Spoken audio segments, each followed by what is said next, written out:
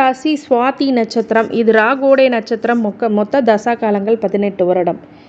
என்னுடைய கால்குலேஷனுக்கு ஒரு 10 வருடத்தை எடுத்துக்கிறேன். உங்களுடைய ஜனன கால ஜாதகத்தில் தசா இருப்பு எவ்வளோ இருக்குன்னு பார்த்து அதோட குரு திசையை ஆட் பண்ணிக்கோங்க. குரு ஒரு 16 வருஷம் அதோட ஆட் பண்ணிக்கோங்க. நான் அப்ராக்சிமேட்டாக 10 + 16 10 ராகு திசை எடுத்துக்கிறேன். குரு 16 வருஷம், மொத்தம் 10 + 16 26 வயசு வரைக்கும் உங்கள் கல்வியில் ஒரு சில மாற்றங்கள், தந்தையார் மூலம் வாழ்க்கையில் மிகப்பெரிய திருப்பங்கள் அப்படிங்கிறது ஏற்படக்கூடிய காலகட்டம். இதனால் நல்ல வாழ்க்கை அமையக்கூடியதாக இருக்கும். 10 வயசு வரைக்கும் மிகுந்த சிரமத்தை சந்திக்கக்கூடிய துலாம் ராசிக்காரங்க. இந்த சனி வக்ரம் உங்களுக்கு குரு திசையாக இருக்கும் காலம் எடுத்து வச்சிங்கன்னா புது விதமான முக்கியமான நல்ல வாழ்க்கை திருப்பங்களை ஏற்படுத்தக்கூடியவர் அப்படின்னு சொல்லலாம். அதே மாதிரி மிகப்பெரிய அளவில் இந்த 26 வயசுக்குள்ளே உங்களோட வாழ்க்கையில் செட்டில்மெண்ட், அரசாங்க வேலை, அரசாங்க உத்தியோகம், வெளிநாட்டு பயணம் மூலியமாக நிறைந்த லாபம் அப்படிங்கிறதெல்லாம் உங்களுக்கு கொடுக்கும். உங்களுடைய தந்தை வழி உறவுனால் மிகப்பெரிய நன்மை ஏற்படும். தந்தை உறவு சார்ந்த விஷயங்களில் ஒரு சில நன்மைகள், வாழ்க்கை திருப்பங்கள் ஏற்பட்ட ஒரு யோக பலன்கள் இருக்குது. அதே மாதிரி மிகப்பெரிய அளவில் வளர்ச்சி ஏற்படக்கூடிய விதையை ஊன்றக்கூடிய காலகட்டமாக இந்த காலகட்டம் கண்டிப்பாக இந்த 4 மாதத்தில் உருவாகும். இந்த சனி வக்ரம் உங்களுக்கு நன்மையே அதிக அளவு செய்வார். திருமணம் ஆகாதவங்களுக்கு திருமணம் நடத்தி வைக்கும், நல்ல உத்தியோகத்தை கொடுக்கும், நல்ல ஒரு விஷயத்தை ஆரம்பித்து வச்சு உங்கள் வாழ்க்கையில் மிகப்பெரிய வெளிச்சத்துக்கு கொண்டு வரும். இந்த காலகட்டத்தில் குலதெய்வ வழிபாடு ரொம்ப ரொம்ப முக்கியமானது. இந்த துலாம் ராசி சுவாதி நட்சத்திரத்துக்காரங்களுக்கு நல்ல வாழ்க்கை துணை அமையக்கூடிய காலகட்டம். அதே மாதிரி காதல் வாழ்க்கையில் மிகப்பெரிய ஒரு கஷ்டங்களையும் கொடுத்து அதன் பிறகு ஒரு நல்ல வாழ்க்கை துணையும் அமையக்கூடிய யோகிதைகளை கொடுப்பார். அதே மாதிரி உங்களுடைய பிள்ளைகள் புத்திர தடை நீங்கி புத்திர வழியில் நல்ல ஒரு மாற்றங்கள் ஏற்படும். அது மாதிரி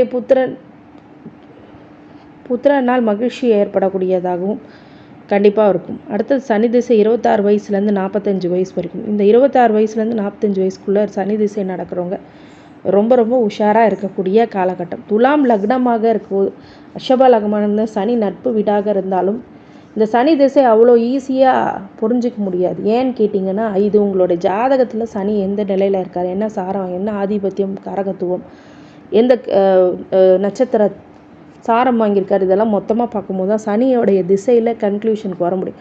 ஆனால் பொதுவாகவே சனி திசை நன்மையை கொடுக்காது.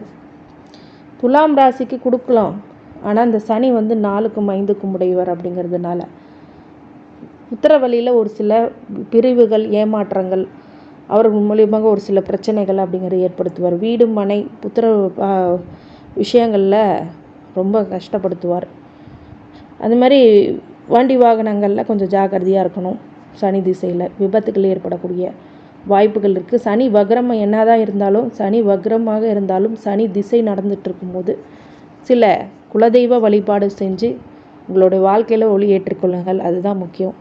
அது மாதிரி உங்களோட சனி திசையில் பொருளாதார நெருக்கடி, தேவையில்லாத வம்பு வழக்கு, நான் ரொம்ப நல்லவனாக இருக்கேங்க, எனக்கு மட்டும் ஏன் இவ்வளோ பிரச்சனை நடக்குது அப்படிங்கிறதெல்லாம் இந்த துலாம் ராசிக்காரங்களுக்கு ஒரு புலம்பலாகவே இப்போ இருந்துகிட்ருக்கு. இந்த சனி வக்ரத்தில் கொஞ்சம் உங்களுக்கு நன்மைகள் அதிக அளவில் கொடுக்க வாய்ப்பு அதிகமாக இருக்கிறது. வழிபாடுகள் மூலியமாக சரி செய்யக்கூடிய நிலை அப்படிங்கிறதெல்லாம் கண்டிப்பாக உருவாகும். மிகப்பெரிய வெற்றிகளை உருவாக்கக்கூடியதாக இருக்கக்கூடிய விஷயங்கள் எப்படி அமையும் அப்படின்னா, 200% உங்கள் உழைப்பை கொடுத்தால் 100% உழைப்பு இந்த சனி வக்ர பீரியடில் பாதிப்பான பலன்களை கண்டிப்பாக கொடுத்துருவார். சனி திசையில் ரொம்ப விசேஷமாக நீங்கள் கவனமாக இருக்கக்கூடியது, மற்றவங்கக்கிட்ட தேவையில்லாத வம்பு சண்டைக்கு போகிறதெல்லாம் விட்டுருங்க. சனி திசையில் அடக்கம், அமைதி, பொறுமை, எச்சரிக்கை அப்படிங்கிற கவனம் எல்லாமே இருக்கணும். அப்படின்னும் போது தான் அந்த சனி திசை கொஞ்சம் உங்களுக்கு காப்பாற்றி விடும். சனி திசையில் கொஞ்சம் சோம்பல் ஆகிட்டீங்க அப்படின்னா பிரச்சனையை அதிகமாக கொடுத்துரும். அதனால் விடியற் காலையில் எந்திரிக்கிறது அந்த முறை பழக்கங்களை சனி திசையில் வச்சுக்கோங்க.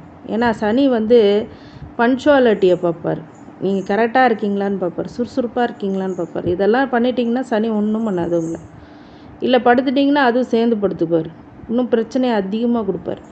அப்படிங்கும்போது சனி திசையில் உழைப்புக்கான பலனை கண்டிப்பாக கொடுக்க காத்திருப்பார் அப்படிங்கிறது தான் உண்மை. சனி திசையில் யாரெல்லாம் அவங்க கூட இருக்கிறாங்க, நன்மை தீமை என்ன அப்படிங்கிறதெல்லாம் புரிய வைப்பார். அடுத்தது புதன் திசை. புதன் திசை உங்களுக்கு யோகமான திசை. 45 வயசுலேருந்து 62 வயசுக்குள்ளே துலாம் ராசி சுவாதி நட்சத்திரம். இந்த சனி வக்கரத்தப்போ கண்டிப்பாக புதன் திசையில் மிகப்பெரிய நல்ல மாற்றங்கள், ஏற்றங்கள், முன்னேற்றங்கள் கண்டிப்பாக கொடுத்தே தீர்வார். உத்தியோகம், பொருளாதார ரீதியான பிரச்சனைகள் எல்லாமே சரி பண்ணி உங்களுக்கு மிகப்பெரிய மாற்றங்களை கொடுக்கக்கூடிய யோக பலன்களை இந்த புதன் திசை கொடுத்துருவார். வம்பு, வழக்கு, கேஸு, கோர்ட்டு இதெல்லாம் படிப்படியாக குறையக்கூடிய காலகட்டமாக இந்த புதன். கடன் குறையும். கடனுடைய விஷயங்கள் எல்லாம் பிரச்சனைகள். யாரை நம்பி ஜாமீன் மட்டும் இந்த காலகட்டத்தில் போடாதீங்க. கேது திசை 62 வயசுலேருந்து 69 வயசு. இந்த கேது திசை ஞானத்தை நோக்கியே செயல்படக்கூடியதாகவும் விநாயகர் வழிபாடு பண்ணிக்கோங்க. கேது திசை ஒரு சில மன சங்கடத்தையும் மன சஞ்சலங்களும் மன குழப்பத்தையும் ஆளாக்குவார். அப்படிங்கும்போது திங்கட்கிழமை தோறும் கேது அதிபதியான விநாயகரை வழிபடுறது ரொம்ப நல்லது. மிகப்பெரிய அளவில் வெற்றியை பெற வேண்டும் என்றால் ஞான மார்க்கத்தின் மூலமே வெற்றியை பெறுவார். செல்வாக்கு பெறக்கூடிய யோக பலன்களை இந்த கேது திசை கொடுப்பார்.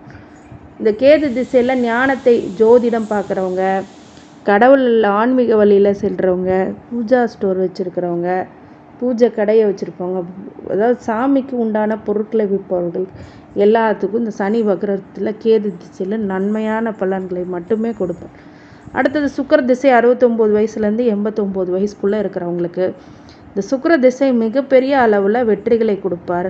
நல்ல சொத்து, சுகம், சுகமான வாழ்க்கை, எல்லா இடத்துக்கும் போயிட்டு வந்துட்டு மிகப்பெரிய அளவில் வளர்ச்சி ஏற்படக்கூடியதாக இந்த சுக்கிர திசை கண்டிப்பாக இருக்கும். நல்ல படிப்பு, நல்ல அரசாங்க வேலை, நல்ல விஷயங்கள் எல்லாம், நல்ல படிப்பு, நல்ல படிப்புக்கு ஏற்ற ஒரு இண்டஸ்ட்ரியல் வெற்றி, இண்டஸ்ட்ரியல் இதில் ரொம்ப பெரிய அளவில் வர்றது. இந்த காலகட்டத்தில் ரொம்ப ஹாப்பியாக இருப்பீங்கன்னு வச்சுக்கோங்க. லக்ஸூரியஸ், ஹாப்பி அப்படிங்கிறதெல்லாம் இந்த லைஃப் ஸ்டைலில் உங்களுக்கு கண்டிப்பாக வந்துடும்.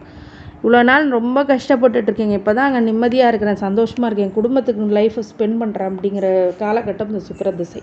இந்த சுக்கிர திசை உங்கள் ஜாதகத்தில் இருந்துச்சுன்னா மிகப்பெரிய யோகம் இந்த சனி வக்ர பீரியடில் கண்டிப்பாக நிறைந்து கொடுப்பார்.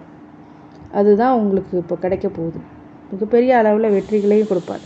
இந்த சுக்கிர திசையில் மிகப்பெரிய பொருளாதார மாற்றங்கள், முன்னேற்றங்கள் இருக்குது. அதே மாதிரி ஃப்ளைட் ஏறி சில பேர் அமெரிக்கா, யூகே அப்படி போன்ற பெரிய பெரிய இடங்கள், நாடுகளுக்கு சென்று மிகப்பெரிய அளவில் வெற்றிகளை குவிக்கக்கூடியதாக இந்த சுக்கிர திசை கண்டிப்பாக உருவாகும். அடுத்தது சூரிய திசை 89லேருந்து 95. சந்திர திசை. இது சனி வக்ரத்தில் சூரிய சந்திர திசை ஆகாது.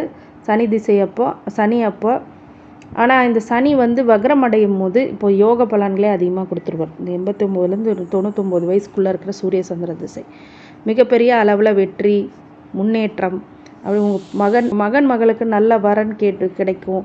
பேரம்பேத்தி கொஞ்சம் குழாவிக்கூடிய ஒரு காலகட்டம். அனுபவிக்க முடியாத வயசுனாலும் சந்தோஷத்தை அதிகப்படுத்தக்கூடிய காலகட்டமாக இந்த துலாம் ராசி சுவாதி நட்சத்திரத்துக்காரங்களுக்கு இருக்குது. இந்த துலாம் ராசி சுவாதி நட்சத்திரத்துக்காரங்களுக்கு காளியம்மன் வழிபாடு பண்ணுறது ரொம்ப நல்லது. அதே மாதிரி அது வாழ்க்கை முழுக்க அந்த காளியம்மன் வழிபாடு வெள்ளிக்கிழமை பண்ணுறது ரொம்ப விசேஷம். அதே மாதிரி குலதெய்வ வழிபாடு இன்றையமையாத ஆஞ்சநேயர் வழிபாடு மிகப்பெரிய வெற்றிகளை உங்களுக்கு கண்டிப்பாக கொடுத்துரும் அப்படின்னு சொல்லி இந்த துலாம் ராசி சுவாதி நட்சத்திரத்துக்காரங்களுக்கு அனைத்து ஐஸ்வர்யங்களும் சகல சௌபாக்கியங்களும் மன நிம்மதியும் ஆரோக்கியத்தை கொடுக்க வேண்டும் என்று எம்பெருமான் மகா ஈஸ்வரனை வேண்டி வணங்குகின்றேன். வாழ்க வளமுடன். திருச்சிற்றம்பலம்.